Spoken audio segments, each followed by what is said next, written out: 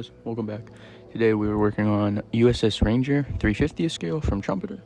And to start out, we are cutting some, I don't remember what the gauge of styrene is, but I saw this photo from the stern of the ship, and it had all these pipes and these canisters. Later found out that they came in the kit, but I tried to make them. I thought the canisters came out poorly, but I thought the pipes were a good representation. For the bend that you see in them, I just heated up with a lighter and then quickly bent it. Nothing too complex.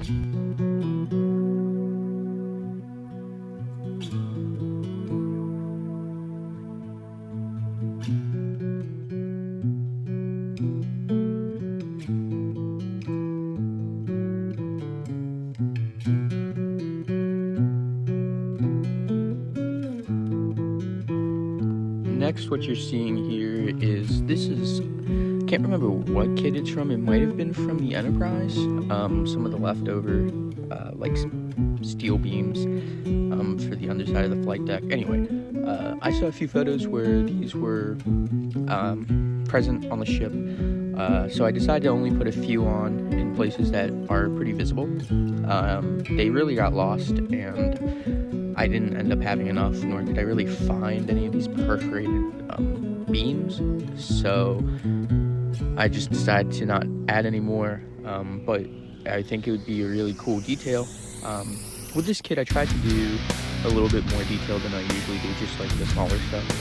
I wanted this to be kind of like a trial build for a lot of things, so I tried on the hull some of the plating, which I think came out mostly okay. I tried different forms of weathering on it, tried weathering it, just tried a whole bunch of different stuff I don't normally do. So I thought this would be a pretty good test bed for it.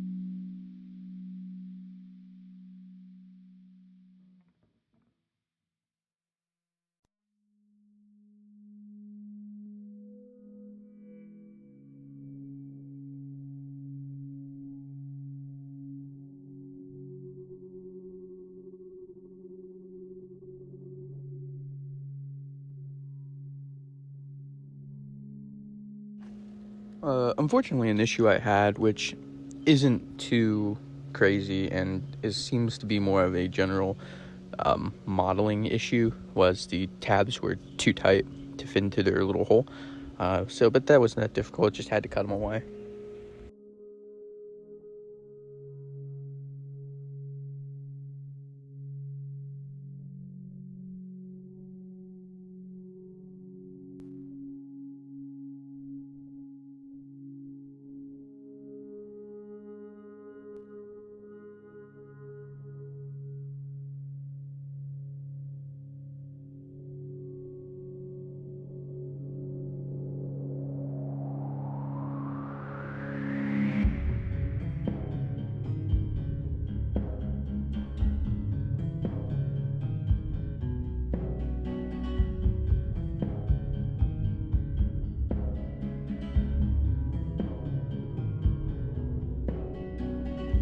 For the deck, we're using Tamiya Deck Tan. I just had this realization one day of how I should do it, how I should do weather decks. And it's basically just do a coat normally thinned of your base paint of the wood, and then do a super thin coat of whatever the deck stain was. In this case, it was XF17, I think, which is medium blue. Decide to not do the usual XF50 for the dark deck blue stain, since it was lighter in the earlier years wars. For the most part, I think it turned out well. In part 2, I'm gonna get back to it. I'm gonna mask off a few areas and change up the deck color a little bit, because I think it's still a little too uniform. There's this picture of USS Wasp I saw. It's recolored, but it basically, you can see different parts of the wood deck where the wood's coming through, the stain's lighter, the stain's a little darker.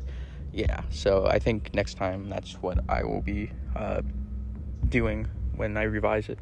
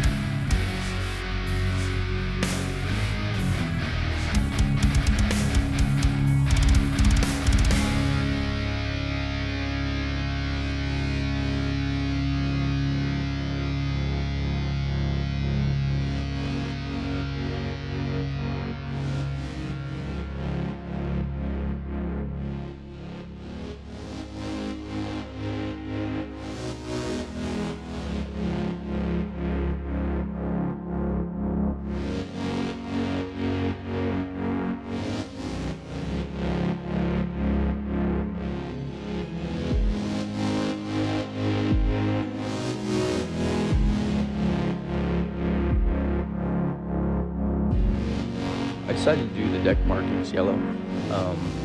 There's always been that debate out there whether or not they're yellow or white. I honestly have no idea. I've seen where people have done it yellow, and I've seen where they've done it white or like gray, and I think either's fine. Actually, if you know, that'd be cool, let me know. But for the name tag especially, I thought it would look weird in white, so I just decided to do it in yellow instead. And I think it turned out pretty nicely, actually. You see the blue not as faded on the ship, or on the deck I should say. Those are like the windbreaks, and I wasn't sure if they would be metal or if they would be wood, so I just decided to do them darker as one uniform color. If you guys know, actually, let me know, that'd be super dope, because it looks weird, but if they were metal, they wouldn't have wood showing through, so yeah.